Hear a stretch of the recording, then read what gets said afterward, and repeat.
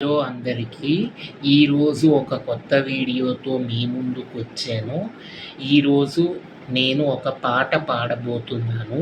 ముందుగా పాట పాడే ముందు నేను దేని గురించి పాడుతున్నానో ఒక మాట ఎక్స్ప్లెయిన్ చేస్తున్నాను. ఈ పాట ఎవరు పాడారో కూడా నేను ఎక్స్ప్లెయిన్ చేస్తున్నాను. ఒకసారి జ్యేష్ఠాదేవి లక్ష్మీదేవితో ఈ విధంగా అన్నది, నువ్వు ధర్మరాజు ఇల్లుని వదిలిపెట్టి ఎందుకు ఎప్పుడు బయటికి వెళ్ళవు అంటే, లక్ష్మీదేవి ఇప్పుడు నేను పాడే పాటలో మీకు అర్థమవుతుంది లక్ష్మీదేవి ఎందుకు ధర్మరాజు ఇల్లుని వదిలిపెట్టి బయటికి వెళ్ళదు అని. కట్టి విడిచిన బట్ట కట్టడే రాజు, ఆ ధర్మనందన్ని నే విడువలేను. ఆడినట్టి జలకమాడడే రాజు, ఆ ధర్మనందన్ని నే విడువలేను.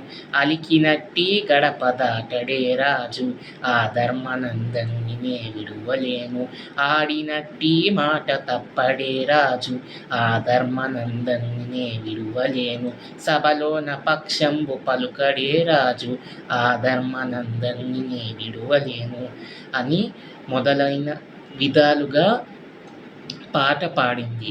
అంటే దీని అర్థం ఏమిటంటే, ధర్మరాజు కట్టి విడిచిన బట్ట కట్టడే రాజు అంటే ఒకసారి వేసుకున్న బట్టల్ని ఉతకడానికి పడేసాడే తప్ప మళ్ళీ అవే బట్టలు కట్టుకోలేదు. నెక్స్ట్ది ఆడినట్టి జలకమాడడే రాజు అంటే మిగిలిపోయిన నీళ్ళతో స్నానం చేయకుండా, నీళ్ళకి ఇదవ్వకుండా తను మళ్ళీ శుభ్రమైన నీటితో స్నానం చేశాడు. ఆ తర్వాత గుమ్మాన్ని అలికారు, ముగ్గు పెట్టకుండా గుమ్మాన్ని దాటేవాడు కాదు, అందుకు లక్ష్మీదేవి అతని ఇంట్లోనే ఉంటుంది. ఇవి కాకుండా ఆడినట్టి మాట తప్పడే రాజు అంటే ఎప్పుడైనా ఆడిన మాట తప్పడు, అందుకు లక్ష్మీదేవి అతని ఇంట్లో ఉంటుంది. తరువాత సభలోన పక్షంబు పలుకడే రాజు, ఎవరికో భయపడి అబద్ధం చెప్పలేదు సభలోని. అందరికీ భయపడకుండా, వాడెవరికో కోపం వస్తుంది, వాళ్ళు నన్ను ఏమైనా అంటారు అనేది ఏమీ లేకుండా నిజాన్నే ఒప్పుకున్నాడు. సో ఈ 5 లక్షణాలు కలిగిన వాళ్ళ దగ్గర లక్ష్మీదేవి ఎప్పుడూ ఉంటుంది అని ఈ పాట ద్వారా తెలుసుకున్నాము. సో మళ్ళీ ఒక మాట నేను పాడతాను, వినండి. కట్టి విడిచిన బట్ట కట్టడే రాజు, ఆ ధర్మనందనుని నే విడువలేను. ఆడినట్టి జలకమాడడే రాజు, ఆ ధర్మనందనుని నే విడువలేను. ఆడినట్టి మాట తప్పడే రాజు, ఆ ధర్మనందనుని నే విడువలేను.